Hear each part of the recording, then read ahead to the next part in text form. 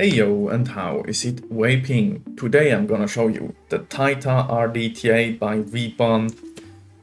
We're gonna head down, see what's what, come back up, and I tell you all about it. See you down there. So this is the package your Tita RDTA will come in, with some brand names on the side, made in China, which does make sense, but what isn't made there nowadays? You get it in this lovely little tin can, which I like. It just makes everything look and feel more high quality. You get a little bit a card and a user manual right here. And underneath here you will find your tank, which we're gonna have a look at just after this. A little baggie with some seals and O-rings and screws and whatnot. You get new stainless steel meshes if you need to replace them inside of the tank. You will get an assortment of different airflow pins. There are some that will get screwed into the tank like these, and there's smaller ones for mouth to lung that you will put into the biggest one right here. You can just push them inside of the 4mm airflow insert. There's a whole lot of different options. You get 4, 3.5, 3mm, 2.5, a 1.5, 1.2 and a 1, and as well as a blank. This is important for this side. You get the 3 different top caps. You get a closed one with slits, and one with these little honeycomb style holes. It's just on one side though. When you get your tank, it will look something like this, of course without the coil and liquid down here. It has a 4.5mm tank at the bottom that you fill with this rubber plug on the side. Right here is your airflow for the bottom airflow, we're gonna look at that soon. And in your tank you will see these stainless steel mesh rolls, which you get replacement mesh to create your own rolls. This is to carry your liquid to the top where your cotton's gonna be. At the bottom you get this little thread protector that you can screw off, and you get a standard 510 connection right here to build and glow your coils. You don't actually need this for the tank to function. I've run it just like this in my Borrow mod. It might depend on the kind of mod you're using. I don't really see the purpose of this, to be honest. Right at the top you get your top cap, that's in 2 parts, and your deck. Let's first have a look at the deck. It's a really simple design. In the middle you have your coil that sits right above your airflow. That's the opening right here where you can unscrew or put in a new airflow pin. I have the 3mm inside of there right now. You get a Phillips screw head on each side where you can put your coil in. I'm never sure if this is clockwise or counterclockwise, but this direction is, I think, the better one for this tank, but it would work the other way around. You might be able to see that you get a space for your coil on each side. I gotta say, you can't use coils with too thick of a wire. It won't fit under here. This coil was already kinda close to getting there. You snip your leads to the side, which isn't really a problem because we don't have metal on the side walls, so a hard short is very unlikely, and your cotton goes right to here where your mesh will sit and carry your juice. What I recommend if you get this new is to fill up your tank with juice and then drip some drops of your liquid inside of these and onto the mesh to get the action started. After that it works perfectly. It will move your liquid up without any issue, but right at the beginning I would put some drops here just to get the action started. The top cap is in 2 parts. One part is on the inside, that's this little bridge. This will make connection right here where you can see the silver stripes sit like this, and you will screw your flush nut onto this connection right here and close the circuit. This will sit on top of it. Gotta put it the right side in with the V-bone to the front. And you can see here is the metal part exposed. And on the top cap you can choose if you want to have airflow or not. Now this is something I would not have thought that it would actually work, because if we have a look at it, you can see the airflow isn't really directed, it's just to the side with quite some distance, but it does work really well.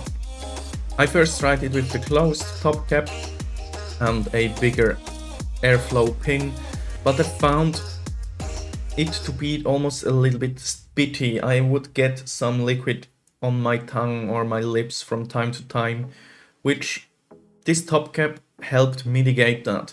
I'm not 100% sure why, but I actually prefer it like this. We're gonna wick this now, so we can see how that's done. It's fairly easy. We just put it on a mod. Take a little bit of cotton, roll it up as usual, push it through. Just like that. Then we're gonna snip it just to the side of the deck. For me it works well if I just hold it to the side and cut. And the other side as well, just pull it right to here and cut to the deck. Then we're gonna trim it out a little bit just to make it easier for capillary action.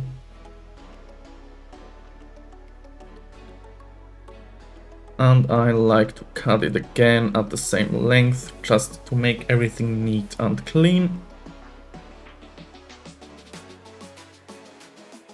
Now what I like to do is take this, lift it up and put it onto where it should go, just like that.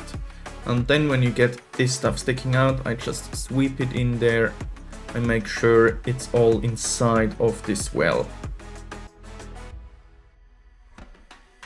Just like that. Gonna do the same thing on the other side. Take it all, lift and push on there. And make sure everything is inside of here. You can already see the capillary action working right here. After testing it out, sometimes I find that it doesn't wick well. What I do then is just open it up, pull it and push it again down onto the on the mesh wicks. Same thing over here, I just lift and push down. And that's all I gotta do to make this work. Let's put some liquid on there.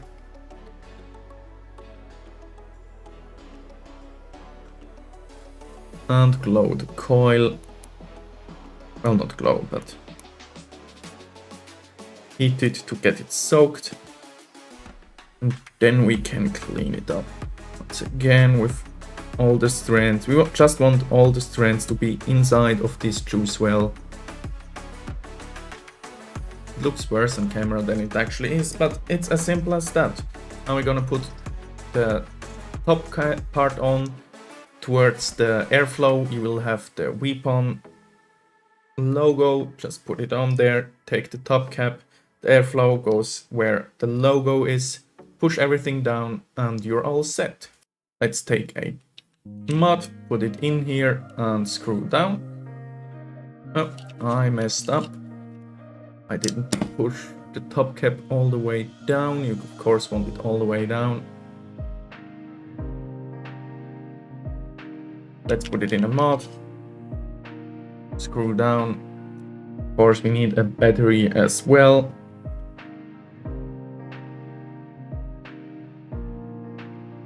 And everything should work. So how has life been with the Tita RDTA Boro tank? It's been good so far. I really enjoy the flavor, the airflow is great as well. I prefer to wait with maybe a more restrictive airflow pin, but the top cap with the side airflow. I think it boosts somehow the flavor. It also mitigates one of the cons I see in this tank. There are basically two cons that I see. One, it's a little bit not really spitty, but sometimes when I take a drag, I can see on the drip tip there's some liquid on there, or you got it on your lips. I think it helps if I use the top cap with the side airflow instead of like the 4mm airflow pin that I tried in the beginning. It somehow mitigates that a little bit. It also helped for me to switch to the pulse from the Kilite that I used previously, because the pulse has the airflow from this side and this with the honeycomb, so it smooths out the airflow and restricts it a little bit. This also helped. That's one of the cons. The other con, it's a little bit not leaky, but you might be able to see if I do this. That's the condensation that's happening after about 2 days of heavy use. I didn't clean it on purpose so you can see build up. It is a little bit more condensational. It does produce some condensation. I think it also has to do with the airflow you got, because you got such an open airflow. The other thing that I've noticed, it can leak a little bit. It's not bad, it's about the same amount as you can see right now. It's just a few drops, but if you don't put enough cotton on there, I believe it comes from that, and you use your rep like this and tilt it right here where one of the opening is from the mesh from the mesh that pulls up your liquid. Up here it can leak out if you don't have enough cotton on there to seal up the hole that's there. I hope you can understand what I mean. Apart from that, it's been an awesome tank. What I would watch out, just a little hint, if you fill it up, don't push your nozzle all the way in. I maybe can show you. If you push your nozzle all the way in like this, it will leak out on you, it will flow back. You just have to barely push it in, just like this. I hope you can tell what I mean. Just barely push it in and then squeeze, and then everything will be fine. Apart from that, it's been awesome. The flavor is astonishingly good, like to the point where I've gone back to the Tita from drippers, because I like the flavor more that the Tita produces. The airflow I also kinda like, because it is open, it's not that sharp or anything, it's really smooth. I found it to be a little bit smoother if you have something like the honeycomb over here, because without it, it is a little bit sharp-ish, but it's not an issue. So yeah, I really love this tank. There is a newer Tita bridge, I think it's newer, that came out. I'm gonna order that soon and review that as well, because I'm interested to see if they can do it as a bridge as well, just as good as in a whole tank. I will continue to use this. It's currently my favorite tank to vape my Uncommon #1 in. And yeah, that's already been it. Thank you all for watching. Have fun vaping, and I hope I see you next time. Bye.